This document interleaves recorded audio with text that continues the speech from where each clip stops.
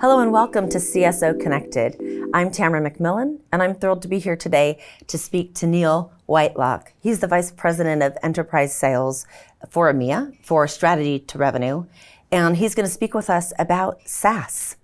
But before we get started, could you please tell us a little bit about Strategy to Revenue? Sure, and good morning, and great to be here. Strategy to Revenue is a sales enablement company. We are headquartered in London with regional and global clients. We work closely with generally enterprise clients and help them go through either a business transformation, a business turnaround, or help them onboard new solutions, new sales teams. Ultimately, we are helping them to understand the root cause and find solutions. Excellent. Well, obviously companies that look at going to SaaS or have moved to SaaS, or even those that begin to sell SaaS and move out of the product space, face all those challenges. So you're perfectly suited to help us through this topic today. It's a large market indeed, and a lot of people looking at this at the moment. Excellent. Well, I hope to break it down a bit for our audience. SaaS is a term that's certainly been around for a long time.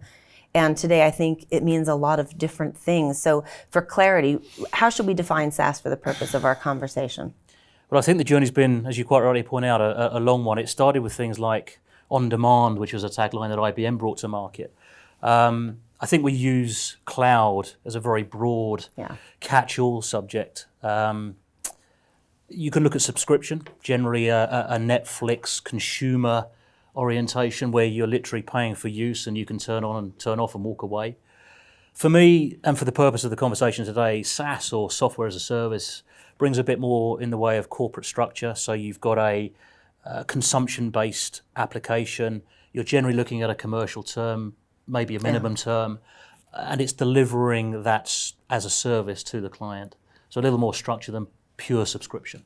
Okay, and as we've already said, it's not new, right? I mean, it's been around for a long time, but in the last few years, the traction seems to have increased, and it's a hot topic of conversation. Sure.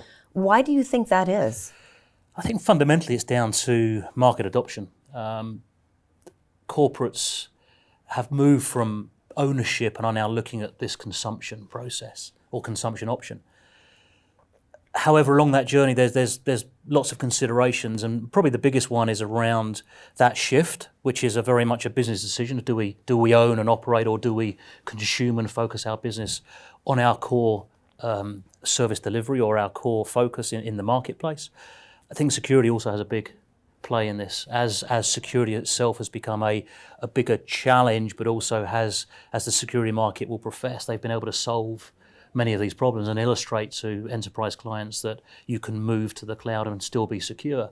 That's enabled these corporates to actually now start that adoption process, which is why we see this considerable shift towards SaaS itself. So it sounds like both consumer confidence and corporate confidence are there. Technology has arrived, and so now there's sort of that almost economic P&L freedom to say, hey, we can begin to take better ownership of the things that we do well, let other people handle the stuff that they would do better. And we've had many of our clients go, why would I really want to pay for my engineers to look at flashing lights in data centers to keep an application running when in fact I can consume that application and exactly turn those engineers into customer-facing engagement experts that bring value to my clients. The other side of this, of course, is the part that's near and dear to our hearts and to the CSO audience, which is for sales. As companies look around the market and they realize they can't just sell products anymore, they need to sell services and they need to themselves offer things in a SaaS model. But that's a big undertaking. So if you approach a company or they come to you for advice on how do we make that shift in terms from a selling standpoint, what does that business need to consider? We summarize it under three headers of people, process, and tools. And yes, it is a holistic view. We've had clients come to us, as an example, in the very early days of SaaS. And this was in the time when even Netflix was still sending out DVDs in the post. I used to get them. So showing our age. And we work with some very early adopters from a sales perspective in that SaaS market. What happened was, from a sales point of view, they were very successful because they were bringing something new to market. They were early adopters from a user perspective. But they found very quickly they had some problems in that their salespeople were winning business, but then spending up to 75% of their time processing the business. All right. Because they hadn't got the back office lined up. So it became counterintuitive from a sort of a growth opportunity to actually creating a problem elsewhere in the business. So let's start with process. It's probably the most boring one of them from a sales perspective, but it's one of the most critical.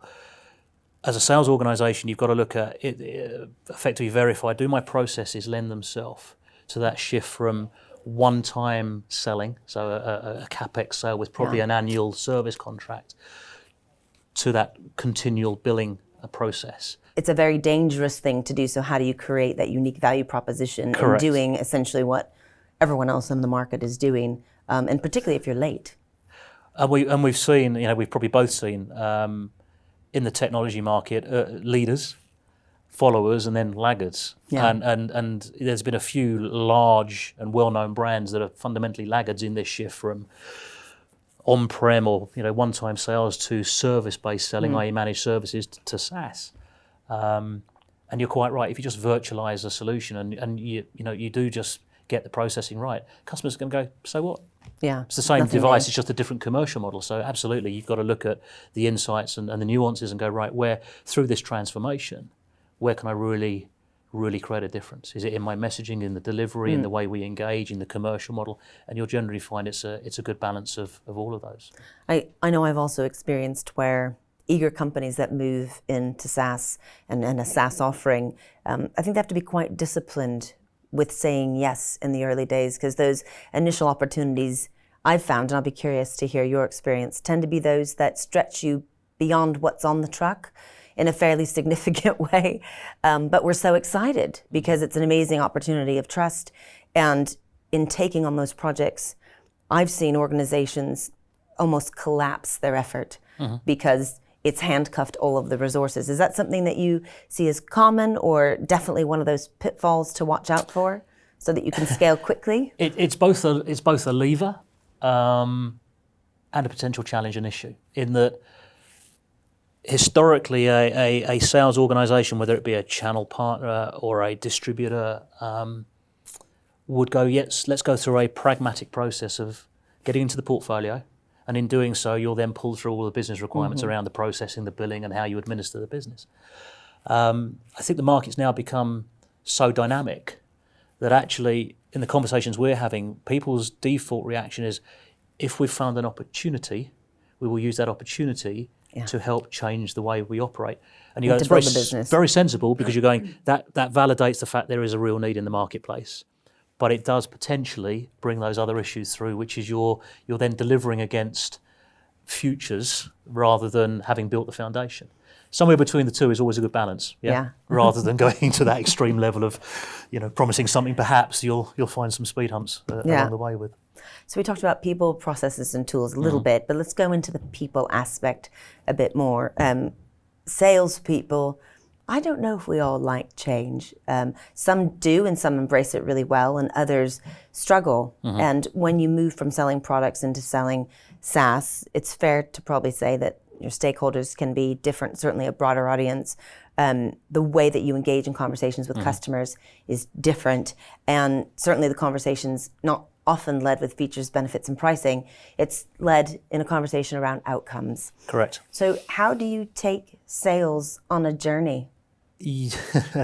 There's 2 or 3 things for consideration from a sales leader perspective, but also from that salesperson. You can look forward, and you can look sideways. And to summarise, the response before we get there, from our perspective, we look at 2 things, which is the efficiency of sales and then the enablement of sales. As you go through any form of change, you've got to consider how that sales motion can be efficient, and that's going to be that leverage of the tools and the processes.